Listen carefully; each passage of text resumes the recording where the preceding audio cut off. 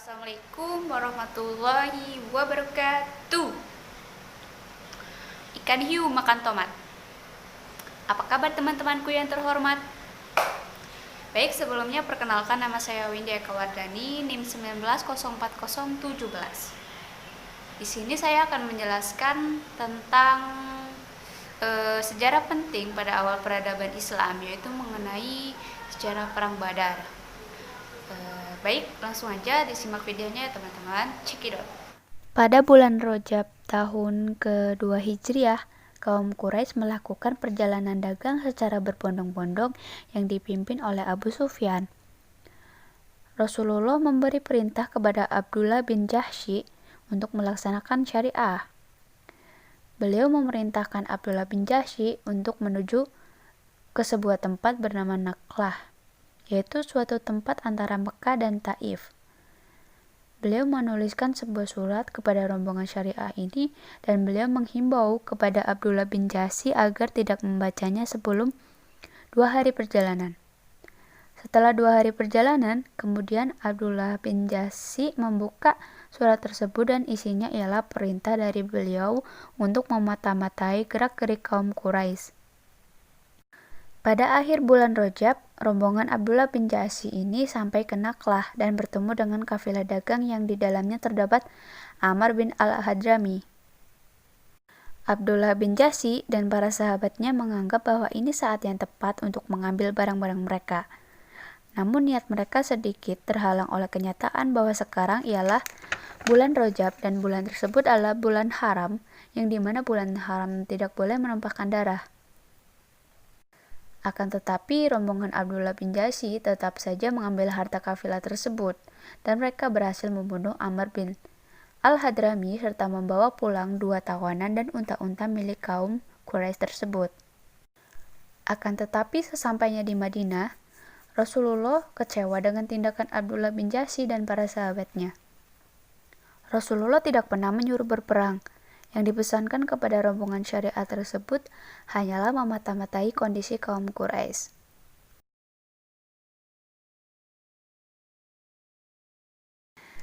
Mendengar kabar bahwa kafilah dagang kaum Quraisy yang dipimpin oleh Abu Sufyan tengah bergerak pulang dari Syam membawa barang dagangan yang sangat banyak,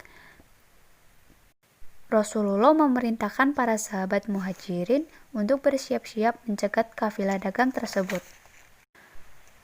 Mereka menyerang kafilah dagang tersebut karena dengan alasan kaum muslimin yang berasal dari suku Quraisy merasa yakin bahwa mereka berhak mengambil harta para pedagang Quraisy tersebut. Sebab kaum kafir Quraisy di Mekah menjarah harta dan rumah kaum muslim yang ditinggalkan di Mekah karena hijrah, dan selain itu mereka mengeluarkan kaum muslim dari sukunya sendiri. Hal tersebut merupakan suatu penghinaan dalam kebudayaan Arab yang sangat menjunjung tinggi kehormatan. Ketika itu, kafilah dagang yang dipimpin oleh Abu Sufyan mendekati Madinah dan mendengar rencana Rasulullah untuk mencegat dan menyerang kafilah dagang tersebut. Dia pun akhirnya mengirim utusan bernama Damdam bin Amr al-Ghifari agar dia cepat-cepat pergi ke Mekah mengerahkan Quraisy untuk menyelamatkan harta bendanya. Setibanya di Mekah, dia berteriak memberitahukan bahwa harta benda orang-orang Quraisy dalam keadaan berbahaya. Abu Jahal yang mendengar hal tersebut kemudian mengerahkan orang-orang di sekitar Ka'bah dan menyuruh mereka segera bergegas berangkat ke arah Madinah. Sementara itu, Abu Sufyan sudah mendahului kafilahnya dan mencari-cari berita. Dia khawatir Nabi Muhammad sudah lebih dahulu berada di jalan tersebut. Sesampainya di suatu mata air, dia bertemu dengan seorang yang berasal dari Jazam bernama Majdi bin Amr dan bertanya apakah dia melihat orang pada hari ini. Kemudian Majdi menjawab, ia melihat 2 orang di bukit sambil jarinya menunjuk ke tempat 2 orang laki-laki muslim itu berada. Selanjutnya, Abu Sufyan kembali menemui teman-temannya dan membatalkan perjalanan melewati jalan yang semula akan dilewati. Ia memutar haluan melalui jalan pantai yang jaraknya semakin jauh dari Nabi dan pada akhirnya dia dapat meloloskan diri. Hingga keesokan harinya, kaum muslim masih menantikan kafilah dagang Abu Sufyan tersebut. Akan tetapi, setelah mendengar berita bahwa ternyata kafilah dagang tersebut telah meloloskan diri dan tinggal menyisakan angkatan perang Quraisy di dekat mereka yang hanya berjarak bukit.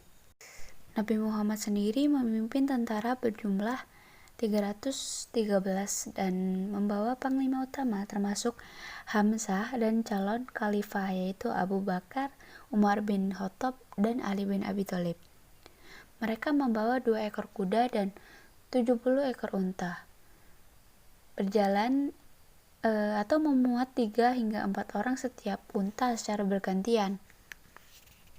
Sementara itu, begitu mendengar berita yang dibawakan oleh Damdam bin Amru al-Ghifari, mereka segera mempersiapkan pasukan sejumlah 1.000 orang, termasuk bangsawan Quraisy, diantaranya Amr bin Hisham atau Abu Jahal, Walid bin Utbah, Syaibah bin Rabi'ah, dan Umayyah bin Khalaf. Mereka juga membawa 100 kuda dan 170 unta untuk berperang menuju lembah Badar. Pertempuran diawali dengan majunya pemimpin kedua pasukan untuk perang tanding. 3 orang Ansor maju, namun diteriaki untuk mundur oleh pasukan Mekah, karena mereka tidak ingin menciptakan dendam yang tidak penting pada Ansor. 3 orang yang maju dari barisan muslim adalah Hamzah bin Abdul Muthalib, maju melawan Syaibah bin Rabi'ah dari Quraisy. Dalam duel tersebut, Syaibah meninggal dunia. Kemudian Ali bin Abi Thalib melawan Walid bin Utbah dari Quraisy. Dengan mudah Ali mendebas leher Walid sampai dia meninggal. Lalu yang terakhir, Ubaidah bin Harits melawan Utbah bin Rabi'ah. Ubaidah terluka parah yang menyebabkan ia wafat, namun Hamzah berhasil menghabisi Utbah sampai meninggal. Kedua pasukan mulai melemparkan anak panah.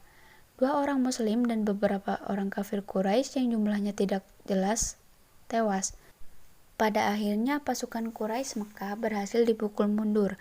Banyak pemimpin mereka yang tewas, yaitu Abu Jahal salah satunya, jatuh sebagai korban kesombongannya yang tidak terkendalikan.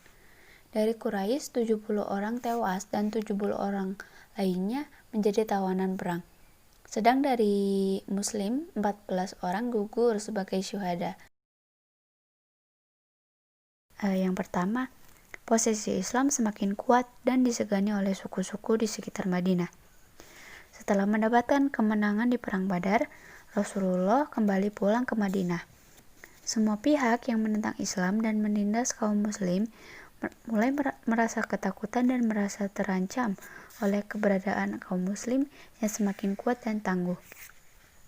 Akibatnya mereka ragu-ragu untuk menyerang Islam dan kaum muslim karena mereka menganggap kaum muslim yang sekarang bukanlah kaum muslim yang dahulu.